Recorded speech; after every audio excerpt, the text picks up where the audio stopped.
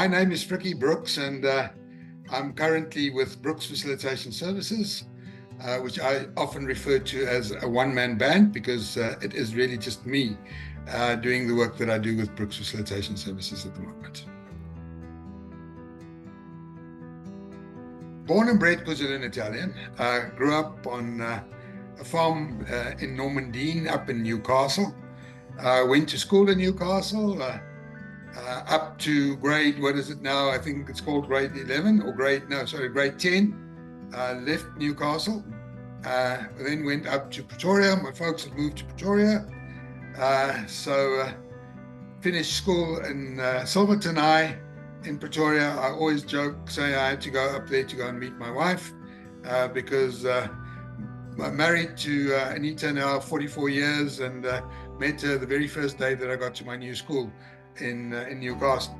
And ironically, she's also now the only employee of Brooks Facilitation Services. So truly a family business, the two of us trying to do what we do, which we'll tell you more about in a moment. My first job was that of a teacher. I started teaching geography and the first 10 years of my life thoroughly enjoyed geography, but as time moved on and studied a little bit further into development planning and town planning, that took me out into various other fields. Started as a teacher in 79, left teaching in 89, then joined the Department of Constitutional Development and Planning in 89, and just getting involved in development and development coordination on various catalytic projects even at that stage. So yeah, it's been teaching, it's been geography, and I still believe what I do today, a large part of it is still purely geography and management of people and stakeholder engagement. So that's basically it. I'm the owner and therefore managing director of Brooks Facilitation Services, which was really established as a venture when my time in government came to an end. As we all know, in government, when you're 65, your sell-by date arrives, and I was just not ready yet to go and sit on the veranda and drink coffee. So Brooks Facilitation Services was a way of keeping me busy, and while also really has opened my eyes after 40 years in government, also to expose me to processes in business and in private sector. Well, I've come to realize that being a geographer in the first instance is about bringing concepts together, which includes bringing people together. So my why is really building constructive relationships and facilitating engagement between people and facilitating processes.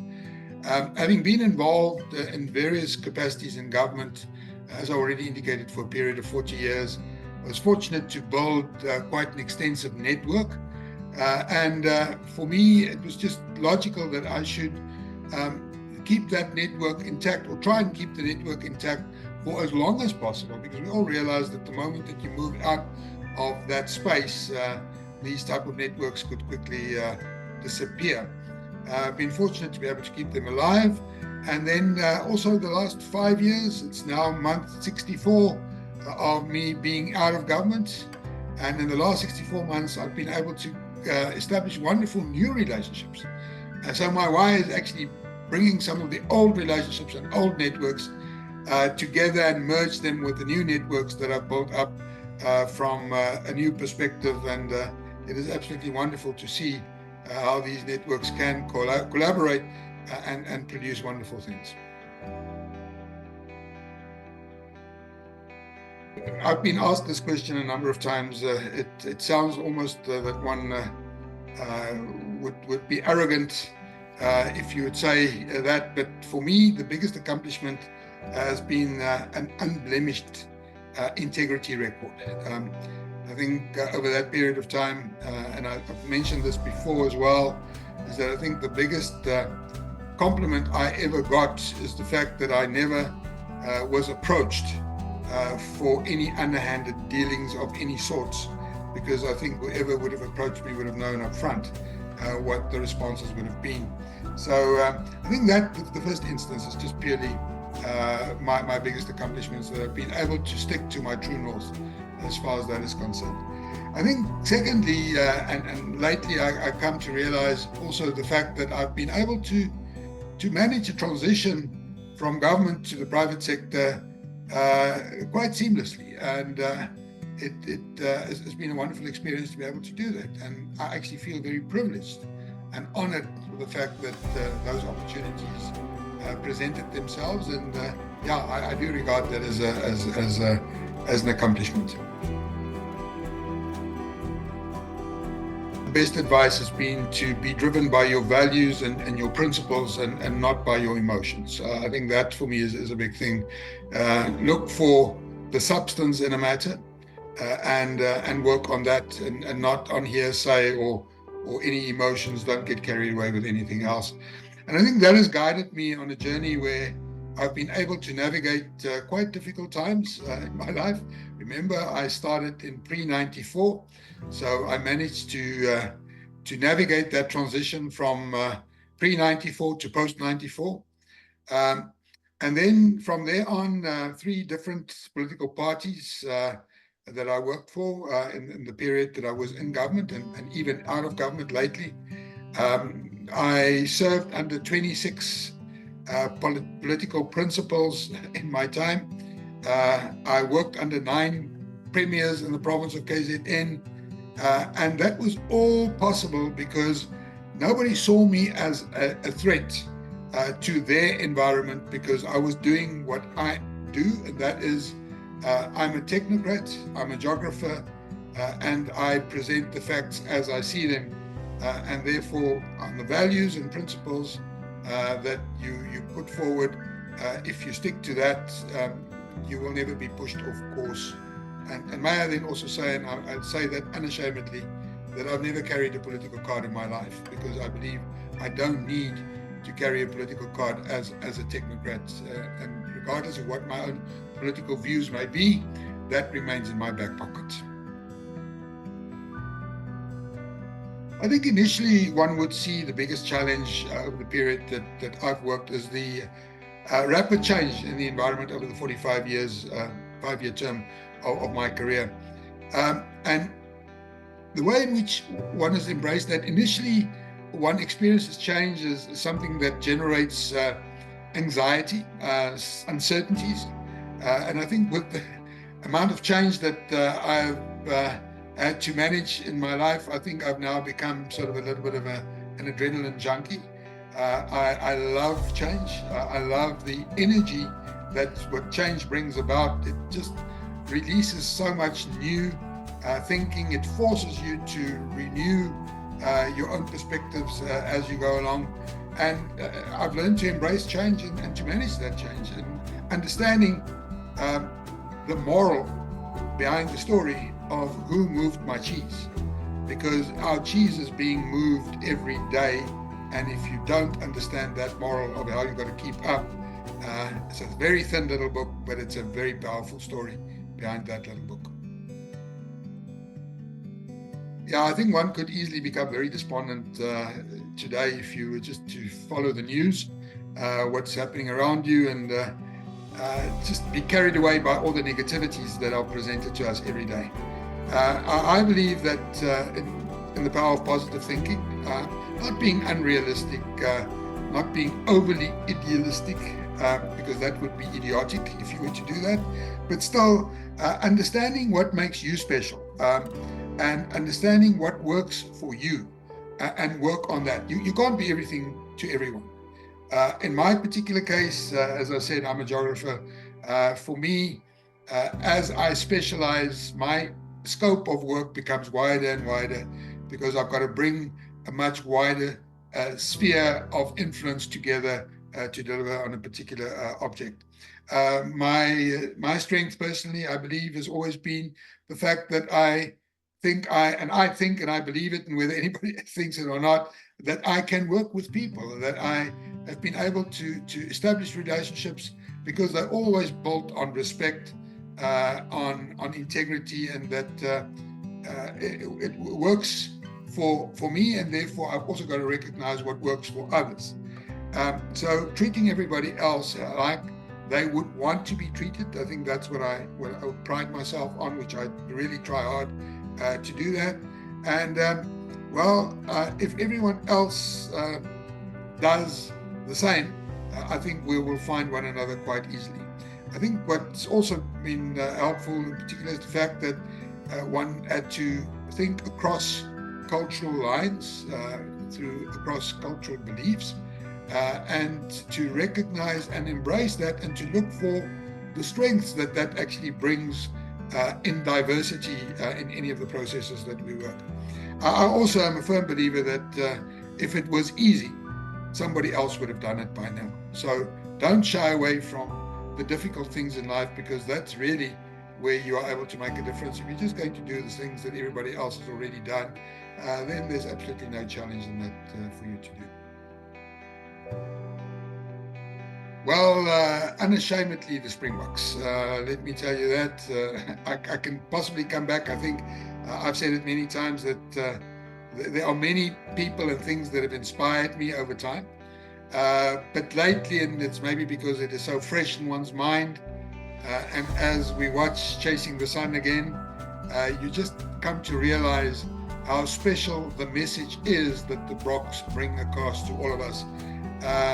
That strength in diversity, exactly what we've just said earlier, it comes through to them. The fact that nothing is impossible, even if you've got to win your three last games in a World Cup by 1 point, and nobody gave you a chance sort of by halftime that you would be able to do it. And the guys can dig deep enough to be able to get it done.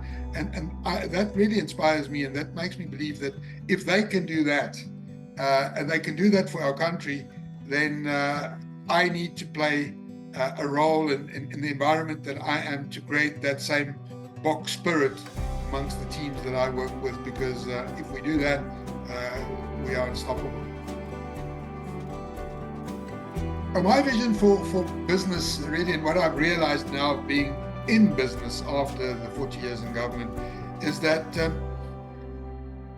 business need to look for the opportunities, and specifically to focus on the areas where government is not able to perform for whatever reasons it is. I would not want to point fingers, place any blame anywhere, but where government fails, there's an opportunity for business, and business need to step in there. Business need to gear itself to exploit, in the positive sense of the word, those particular opportunities, because that is how that relationship between government and business is going to go forward. And we're starting to see a lot more of this. I wouldn't want to talk about the concept of privatization. For me, it is largely the issues of collaboration, of finding partnerships that work in a particular work environment. So I think that is for me important. And I do believe that if we get that right, we could easily get back to a 5% economic growth rate in this country with all the potential that we have. It is just not possible for us not to get there. There are many negative factors that impact on us at the moment, but as I said previously, let's not get that to wear us down. Let us focus on those positives, because if we look at them, they really are around us, and we can get that done. My big drive, obviously, here, and where I would like to see it, is that in the key areas of economic development for this province of KwaZulu-Natal itself, that I try and focus on is on infrastructure. If we can get the infrastructure of this province working again as it should be, if the ports are working as they should be working, if the railway lines are working as they should be working, if they're supported by road, we can get the road to rail ratios done. Our logistics sector can again really be successful, and I think that would be a major catalyst for the rest of business to follow in, whether it is in the field of manufacturing, even whether it's the field of tourism, even the social services that we need to make this province a better province. It all comes back to the issue of infrastructure, and there's a lot of scope for business to get involved in the infrastructure space. No, thank you. Let me then firstly just preface that to say that I have not discussed this with any of the project owners that I would be referring to here.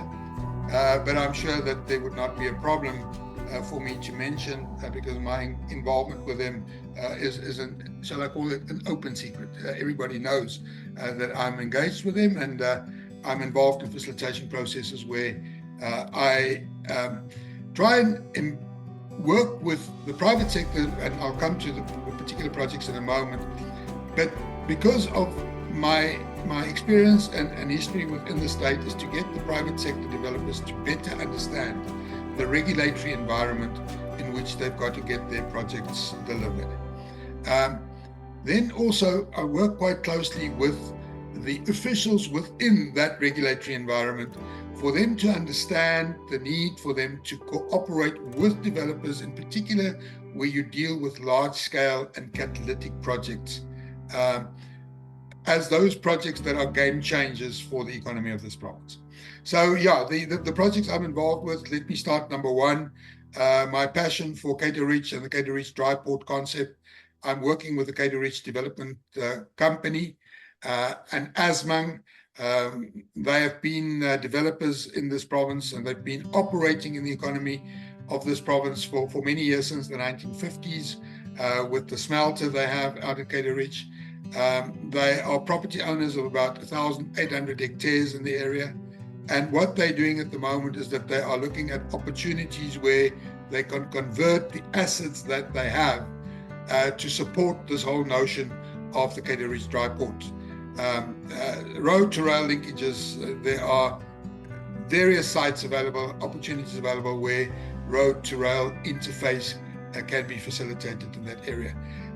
So yeah, that's the big thing, working with them and working with the government entities. We've just managed to get an environmental authorization. We're doing the water use license. We're well progressed. Water use license should be issued any day. Transport impact assessments are done. SPLUMA arrangements are in place. And then most of all, agreements and facilitation with the local community well advanced, where we're setting up structures to ensure that in the rollout of the project, that the local communities will benefit in terms of the labor, systems of how local labor will be identified, will be sourced from the community, the processes, sort of almost operational plans of how it would be done, being negotiated with the communities, the sourcing of subcontractors, all of that, those processes are well advanced out there. So yeah, Cato Ridge, I think really an exciting concept, because we're not going to get the trucks or the road to rail ratio addressed if we can't resolve the back of port congestions that we have, and the land and facilities are available. People may not know, but Cato Ridge is really the first site outside the Port of Durban where the road, rail and pipeline infrastructure comes together, transacts at that particular point in Cato Ridge. So it's geographically, again, it's a logical point for development. The others, let me go through them quickly. The Collins Group has got me involved through Tinley Leisure to assist them with the development of the new Club Med South Africa, to be developed at Tinley Manor. A very exciting project. It would be the first Club Med resort in Sub-Sahara. So there we talk about 2.1 billion rand investment, 1,500 jobs to be created, and just putting South Africa back and KZN back on an international tourism destination map. Again, the majority of those visitors would come through King Shaka International Airport. It is also the first Club Med that is actually a double hub development. It's got the beach resort at Tinley, and then it's got a bush or a 5-star game lodge up towards Pongola. So it is what we've always spoken about as the beach and bush and berg. Now this one just does not have the berg component to it, but it's got the beach and the bush that it builds on. So it's literally from dive to Big Five in less than 5 hours. You've got all of that covered internationally. So that is a big development. And then just while I'm there, the Collins Group is doing wonderful work on the North Coast with the Lalela developments, with the Sheffield interchange, that is not just supporting the infrastructure or the developments that they are undertaking, but working with the municipalities, working with the transport authorities to open up access for further development, because this North Coast corridor, the N2 corridor, as it's identified in the growth and development strategy of this province and the spatial framework, is the growth corridor of the province between the two largest ports of South Africa. We're just very disappointed that they used to be the two largest ports in Africa. And we need to get them back at that level with the infrastructure development that we hope to put in place. Then we've got, I'm involved with KDC as a company, King's Estate Development Company, that's developing the Veve Driefontein project, approximately 10 kilometers away from the airport, straddles eThekwini and KwaDukuza. Almost 1,000-hectare multi-use development, phase 1A, as a light industrial development, is basically ready for delivery. It's out in the market at the moment. So a wonderful opportunity to be able to be involved in all the regulatory processes around that. Then a number of others, I'm still involved with Blythedale, where we've encountered numerous problems in the past, and we're trying to resolve the relationship issues around the project to get that back on track. And then I also work, and I work quite widely in a field where we engage with professionals that have not always been the mainline professionals or the big company professionals. A lot of emerging young professionals that are doing brilliant work at the moment. And just a few names. If I work with someone like Dr. Mbongeni Hlongwa from Gabisa Planning, and we see what the work is that they're doing within eThekwini, well, throughout the province, it's absolutely stunning work that they are doing. So doing work with the Tami Kamanga Investment Holdings, doing a macro or mega housing project that we're starting to plan for an area out at Camperdown, a shopping center at Isikaweni, doing that with the Mkwanazi Traditional Council and the Palani Trust that they have out there, exploring options for wind, solar, a particular wind farm, renewable energy farm out in Mbonambi with the Mbonambi Development Trust, the Traditional Council and their Development Trust that they have in the area, and numerous other opportunities like that. So yeah, I think I'm probably guilty for overextending myself, but I just cannot hold back when I see all of these interesting things happening. And the nice part, and what really makes me sleep well at night, is that between these projects that I am involved with, please understand, I'm not developing them, but the developers that I'm involved with are in the process of probably bringing investments to this province well in excess of 8 billion, between 8 and 10 billion rand, and they are creating very close to 500,000 jobs in our province. Now, that makes my heart beat faster. That makes me get up in the morning fully energized, to the extent that we don't even see the bad part of the news. I do have a motto.